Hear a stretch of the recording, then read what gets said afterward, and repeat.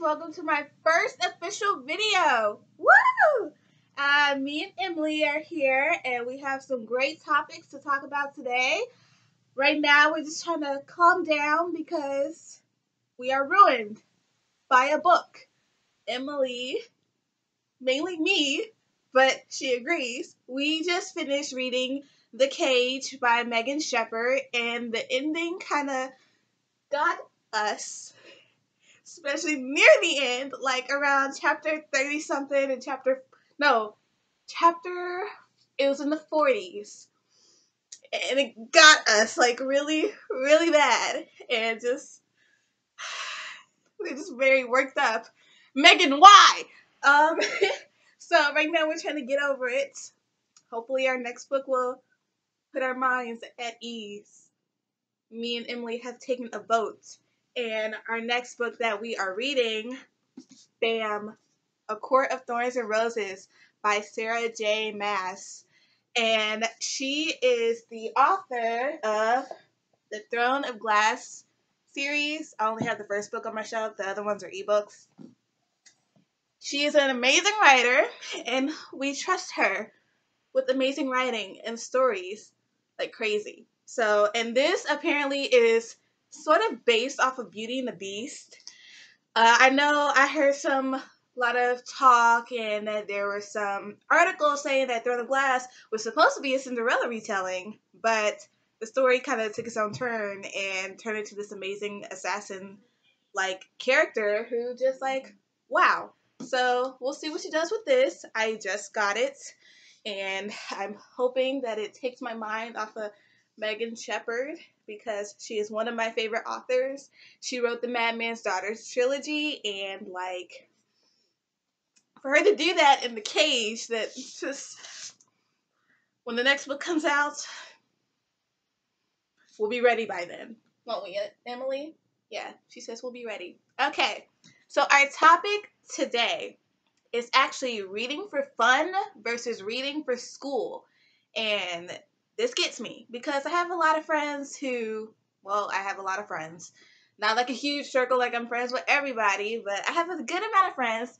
Some read, but they don't read as much as me. They're not a total book nerd, but they love reading. Then I have some who don't read. If they get a book, they struggle to read it for the longest of times. And so that's our first topic. And then our second topic is actually a movie review. Not really of a movie, but a television show. So it's a television show review of Becoming Us on ABC Family. I just finished watching it because I recorded it on Monday. I fell asleep after the Fosters. I know. I'm a teenage girl this close to being in college, and I still fall asleep at 9 o'clock. That is sad. So, a TV review of Becoming Us and reading for fun versus reading for school.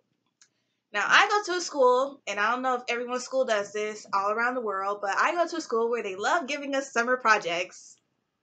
Summer is for fun, relaxing, getting over the crap that you put us through from August to May, and just for our time, reading time.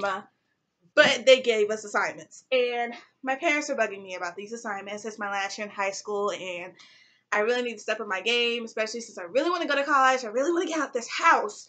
But these books that they have assigned for me to read for British Lit and economics, I'm probably going to struggle because I'm a book nerd.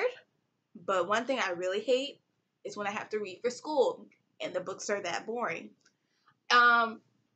So that kind of brings me back to the whole friends topic. I have friends who read for fun and I have friends who just read for school and they push through it. Reading for fun, you live thousands of lives when you read for fun. You're an assassin. You're a pirate. You're a warrior. You're an anime character searching for your long lost sister. I don't know. You just live 1,000 lives, and it gives you amazing stories that these authors create, whether they're retellings of fairy tales or just amazing graphics in a comic book or just something amazing to like be totally caught into. And then some books, like contemporary, they give you the feels. You'd be like, oh, she died. Oh my gosh, she died at the end of the book, you But then you have those books where you're like, I know who the killer is. We know who the killer is. Can't wait to the second book. That's what reading for fun feels like. You get this amazing jittery feeling, like you get jitters, you get feels, and you just get so excited and so into it, and you react so hard. Like, you know when you go to the movies, so you'd be like, why would you go into the closet? Blah, blah, blah, blah, blah. That's how a book makes you feel when you read for fun. I know that's how that makes me feel. I know that's how it makes Emily feels, because Emily, whenever I read an Alex Flynn book with her, she gets so into the characters, especially Kendra from Bewitching. I can't read an Alex Flynn book with her. It's not pretty. It is so not pretty. I love Alex Flynn, but my friends think I'm obsessive. Emily, I love you though. I love you. But hey, reading for fun is fun and it's amazing. But reading for school makes you want to kill yourself. Not literally, but be like, just die. Because you don't want to read this boring crap for school, especially if it's on boring topics that you barely understand already when the teacher teaches it to you. Now you gotta read it for school. I could barely get through my textbooks. Why do you think I take notes? Why do you think I highlight them all the time? Why do you think I underline, star, dot, color code, bug my friends has like explain it to me? Because I don't understand. I don't know. Sometimes I'm gifted when it comes to reading for school because I am one of those nerds when I was in middle school, I was one of those nerds who actually read Pride and Prejudice for fun. Or I read Jane Eyre for fun. Or I read The Scarlet Letter for fun. Just because. And, you know, that secret part middle school me like, oh, I want to look smart. So I read it for fun. But in high school, I'm like, oh, I read this back in 7th grade. I barely remember it. But when I reread it again, I push through it. But it's like, and then when you have discussions in class, you're all of a sudden around these people who are all of a sudden smart. All of a sudden, they're all of a sudden smart, and you're just like, I read it. I did the assignments. B minus, A, C plus. Sadness, just total sadness. If my teachers ever see this video, they should understand me by now. Just by watching this video, because they have seen me struggle in their class. Part of it is because of laziness, but the other part is because reading for school is like going to the mall with your mom shopping for underwear and dresses. It's just so awkward and weird. And it's just like, oh, why? Why? It's much more fun to shop with your friends than to shop with your mom, especially for me. Because me and my mom argue over everything we pick out. She pick out these cute girly dresses. I pick out these punk rock shirts and stuff. And then we're just looking at each other like, so that's kind of how reading for school is. It's like, and then I have to do it if I want a grade. So I have to read it. And it takes you forever to read it. Takes you super forever. Books like this, I can speed through in like 3 days. A week at the most. But at school, when you have to read for school, it takes you like up to a month just to understand the book. And by the time you understand it, you moved on to another book. So it's like, oh, I'm stupid. I'm dumb. All right, then. I hate it so much. We hate it so much. That's why I don't do homework as much as I should. I really should do homework, and I'm smart. I can do homework. My teachers know I'm smart. They know me, but they know that when it comes to reading for school, I am super lazy. And school, especially high school, it feels almost irrelevant.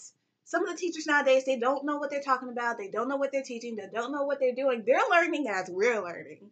You do not know how many times I have sat in my class, we're going over fish or whatever based on the textbook that we haven't even cracked open, but we're reading all these boring articles that the teacher has printed off the internet, and I'm sitting back there like this, reading one of my books. That's how I got through Simon versus the Homo sapiens agenda. I was reading in class. But my teachers understood. I still did my work, though. I still did my work. I still got my grades. I still got some good grades. I'm a good student most of the time. But I really encourage people to read for fun. I mean, you don't know exactly what you discover when you read for fun. And there's so many books for so many genres and, you know, types of people that it's easy to get into. You want to ease people into reading. That's why I recommend people give books for Christmas. That's why every year I tell my parents to give me a book for Christmas. That's why I recommend a book for Christmas or your birthday. In fact, when I was in middle school, whenever my mom took me to shop for my friend's birthday present, I would buy them like a cute little bracelet or a cute little necklace or some lotion or some perfume, and then along with it, I would put a book or a gift card to the bookstore. Yeah, you don't believe me? Ask some of my middle school friends. I actually did that. Part of it was because of my mom, but I'm glad I did because they read now, not all the time. Like they're a total book nerd like me, but they read occasionally. And then when they read for school, it's like, I'd rather read this. That kind of feeling. So you want to ease people into reading, and I encourage people to do that. So that's why during my videos, every time you see a video, me and Emily, we will talk about a book or react to a book or we will recommend a book because these books are good. I have great taste in books. So does Emily. I mean, she be sitting with me on computer when we order books online and we just surf through all these recommendations. We like, oh, this one looks good because she's my reading partner. I don't have a lot of book nerd friends. I mean, I have amazing friends. They're really cool and amazing. I love you guys. But all of y'all, you're not at that same level as me. That's why I have to just I have to put my book nerdiness on you guys and just try to influence. I'm sorry. I got Emily, and I love her, but she's not enough. Okay, next topic. Our TV review of Becoming Us. Becoming Us is about this boy, Ben, whose father wants to become a woman. He has a girlfriend whose father is also in the same transition. And it's this really good, amazing show about family. At first, I was a little weird watching this because I've never actually seen this happen. I never knew what it was like for someone to go through this. Because with the change in society and the change in today, there are people discovering they're lesbian or they're gay or they're bi or I'm a girl and I want to be a man or I'm a man and I want to be a girl. That kind of thing. So to see this, I was very actually kind of taken away by the first episode. I found it kind of funny how him, his girlfriend, and both of their dads were out bra shopping. I found it very hilarious. I just found that so awkward. Like, it's already awkward enough to go with your mom. Now you're going with your dad. It's funny. It's hilarious. But I kind of admire how they're discovering this and they want to make themselves better and be who they really are. But it also affects Ben because now he feels like he's losing his dad. He feels like he's losing the guy that, who raised him, who played sports with him, and pretty much was there for him as a role model. And now he's feel like he's leaving and this whole new person's going to come into his life as well. His dad, Carly, now used to be Charlie, now he's Carly. He feels like you're just getting more from me and I'm being who I am exactly. And, we could bond and I still love you. You're still my son and all that other stuff. So the show is really good. It's very powerful. I recommend people to watch it. If you're a homophobe, I don't recommend you to watch it or anything like that. If you're against the LGBT community, do not watch it. And if you watch it and start criticizing it and putting hate stuff on Twitter, I'm going to look at you like you're crazy. I will. I can't see you through the computer, but I see your mind and I see your comments, and it's just very hateful. You don't have to put stuff out there if you don't like it. I mean, it's their business. So go somewhere. Go away. Just go away. Okay, so I recommend that. It comes on every Monday on ABC Family at 9 o'clock. I will be watching it every Friday at 2 o'clock because I have it recorded. Sorry. I have no perception of time now. I'm out of school. I don't start working at the cat adoption room till Monday, and this is my last week staying at home, so it's just kind of weird, okay? It's just weird. I be reading or I watch TV or I eat. That's the life of a teenager when you're stuck at home, which is probably going to be our next video topic, life of a teenager. Just the awkwardness and everything. And oh, before I forget, I love doing this. I may be obsessed, but I will be obsessed as much as I need to for people to start reading this book. Simon versus the Homo sapiens agenda. Again, if you're a homophobe, don't read it. And if you start criticizing the book, I will shoot you. Not literally, but I mean like figuratively. Shoot you in the face. Amazing book. So many great reviews. Very funny. Very amazing. Just, oh my gosh. People need to read it. The first 7 chapters are online for free. Download it. Read it. If you love it, go to the bookstore. Buy it. It's $18, but it's worth it. Get your ebook. Get your phone. It's $9. It's worth it. It's so worth it. I will do this every week. I will give you a book recommendation, but if there's a book I think deserves to be read by more people, I will. I'm just so obsessed over this book. I read this like back in May when it first came out. I read it, but I'm just so obsessed with it. Like, just. Okay? Just read it. Read it. Read. I'm all about reading for fun, not for school. If you tell me to read this, like, oh, I'm reading this book for school, can you help me?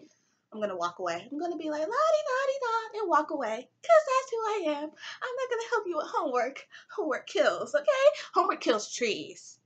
Kills trees. Teachers, are you listening out there? It kills trees. I know what you're saying, too. Books kills trees, too. But at least books are, life. They're life.